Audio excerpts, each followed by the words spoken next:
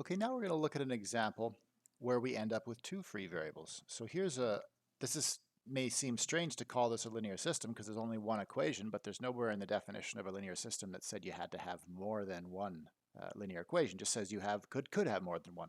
So a single linear equation is still a linear system. So let's solve it like a linear system. What would the augmented matrix be? Well, you would just have one row, right? You'd have something like this: 4, -1, 3, and then your constant term is 12.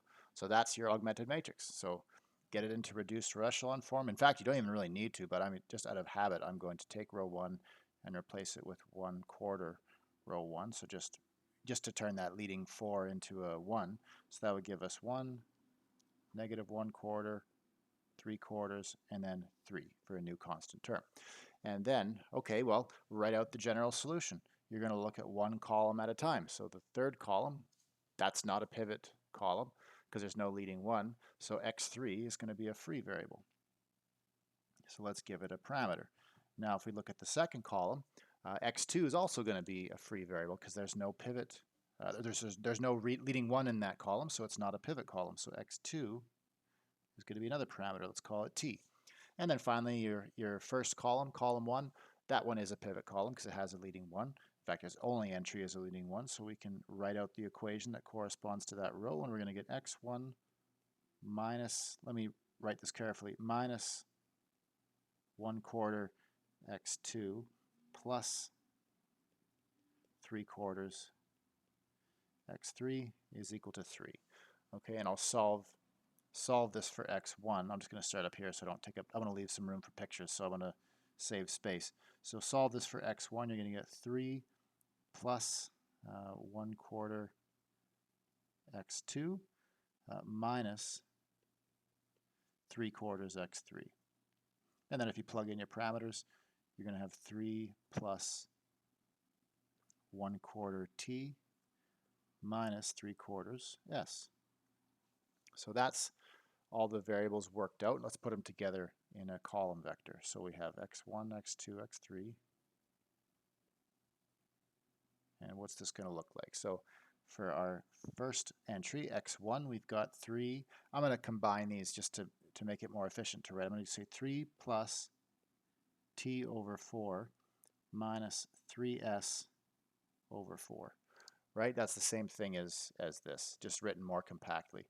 And then our second entry, x2, that's going to be a t. And then our third entry is going to be an s. Okay, so now we have two parameters. And none of these entries have s or t as a common factor. So you can't just pull out an s and you can't pull out a t. But we can use the same strategy we used last time and split this up.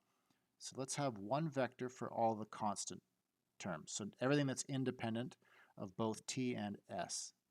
We can write it like that, right? So we got 3, 0, 0. And then for our second vector, let's have all the stuff that depends on t. So for the first entry, there's t over 4. And then for the second entry, there's a t. And then the third entry, there's a 0. And then for our last vector here, we'll have all the stuff that's dependent on s, all the terms that have s's in them. So we'll have negative 3s over 4, 0, and then s. See how we did that? Now, just give yourself a minute to think. Ask yourself, if I add those three vectors together, will I get this back? You know, pause the video if you have to. Give yourself time to think and make sure you're convinced that that really does work. But once you're there, now we can do this. Now we can say, okay, this is 3, 0, 0. Nothing's going to change with that one. Now, and don't write this down just yet. I want to write something down, but then I'm going to erase it and change it. But at first I want to show you what it would look like if we basically just did exactly what we did before. We'd have t times 1/4, 1, 0 plus s negative 3/4, 0, and 1. That's what you would get if you pulled out the t and from the second vector and pulled out the s from the third vector. And then there's nothing wrong with that. It works perfectly fine. But we just have an awkward thing to deal with. We have fractions, right? We have 1/4, and then here we have negative 3/4. So think about this. What you're really trying to describe here is that this term could be any multiple at all of the vector 1/4, 1, and 0. And this term could be absolutely any multiple of the vector -3/4, 0, and 1. There's an easier way to express this that doesn't involve fractions. So let's back up and just erase those two terms. And instead of pulling out the t, I'm going to pull out t over 4. Then I'm going to get 1, 4, and 0. Right? Make sure that you're convinced that that works. If I take t over 4 and I multiply it onto the 1, I'll get t over 4. If I multiply t over 4 by 4, I'll get t. So that does definitely work. And then now, okay, I've got the fraction here, but this underlying vector, which is really what you're going to be interested in when you go to sketch the picture, now you don't have to deal with fractions. Okay, and so all the multiples of the vector 1, 4, 0, that's good enough. That's just as good as saying all the multiples of the vector. What was it before? It was 1/4, 1, and 0. As soon as you go to the level of saying, okay, we're going to take all multiples, well, then it's the same either way. So you might as well deal with the one without fractions. And then similarly with the next one, we'll take out 3s over 4. Or pardon me, no, just take out s over 4. And then you'll have -3, 0, and 4 left over. So now, by pulling out the fraction along with the parameter, pulling out the denominator along with the parameter, now you have these nice vectors that have integer coordinates. It just makes it a little easier to think about. Okay, and then let's finish this off. Let's say we don't just have one parameter, now we have two parameters. So we can say for s and t in the reals. Okay, so that's again, we are asked to solve the system, so that is our general solution. Let's draw the picture now. Now we have two parameters. So I kind of mentioned earlier that when we had one free variable, the general solution was a one-dimensional object. It was a line. But now we have two free variables. So is the general solution going to look like a two-dimensional object? Is it going to be a plane in 3 dimensions? And the answer is yes. Let's look at how we know that. Well, what do you have here? You have, well, I mean, one at a time. This is the set of all multiples of the vector 1, 4, 0. And this is all multiples of the vector -3, 0, and 4. You put those two terms together, what you're really talking about here is you're talking about the set of all linear combinations of the vectors 1, 4, 0 and -3, 0, 4. So you're actually talking about the span of those two vectors. And we've seen already that gives you a plane through the origin. So in R3, so what about this point here, this extra vector that we're adding on, this 3, 0, 0? Well, just like in the previous example, it's going to shift everything over by a little bit. Okay, so let's give some labels here. Let's call this, just to stick with the convention we set up before, let's call this P, let's call this U, and let's call that V. Okay, now just like before, this picture is not going to be perfect, but it's nice to try, at least to try to draw the pictures. It can be quite helpful. So let's say x1 axis, x2 axes, and then x3 axis. Okay, and I'll just copy this so that we can reuse it again, because I want to draw two pictures. Let's first just draw all of these points, all of the linear combinations of u and v.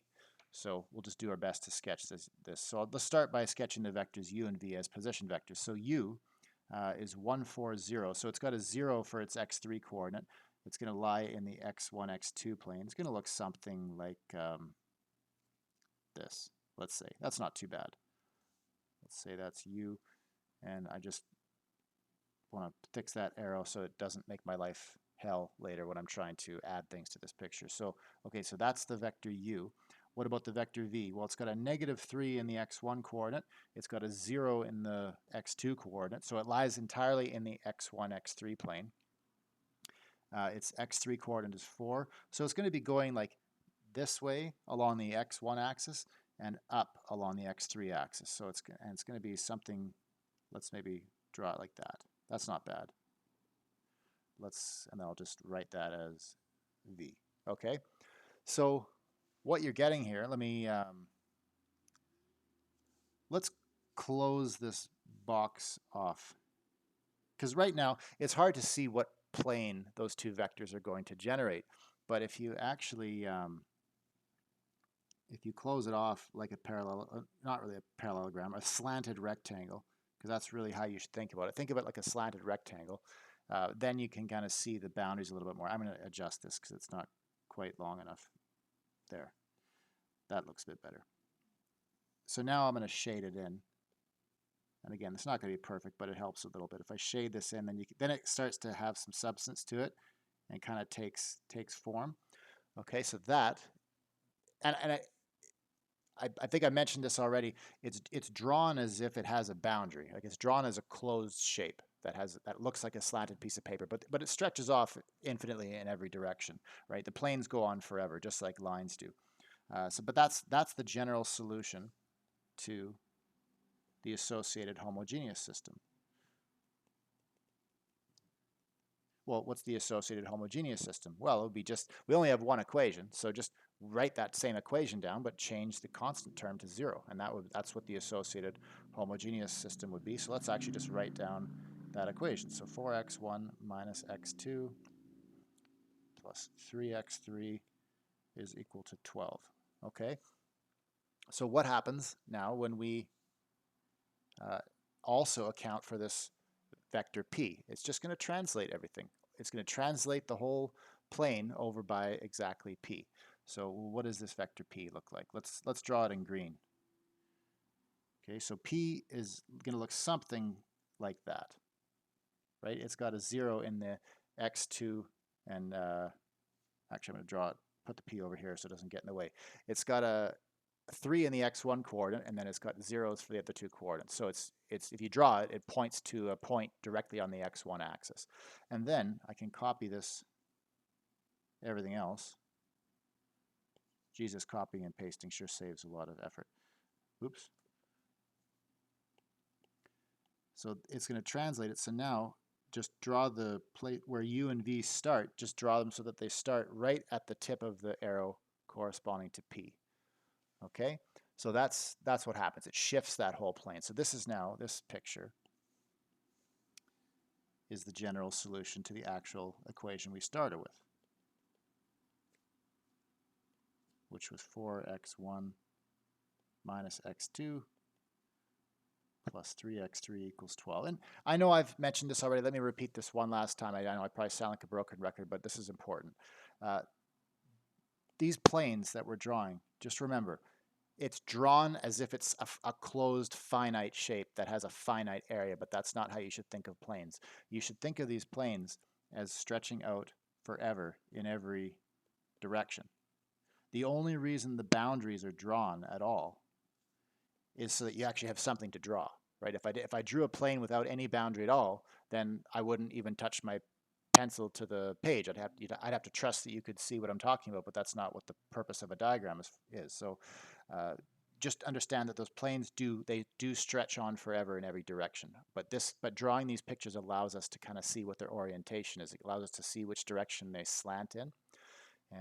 So that's what happens. The number of free variables really determines the dimension of your solution set geometrically as an object in space.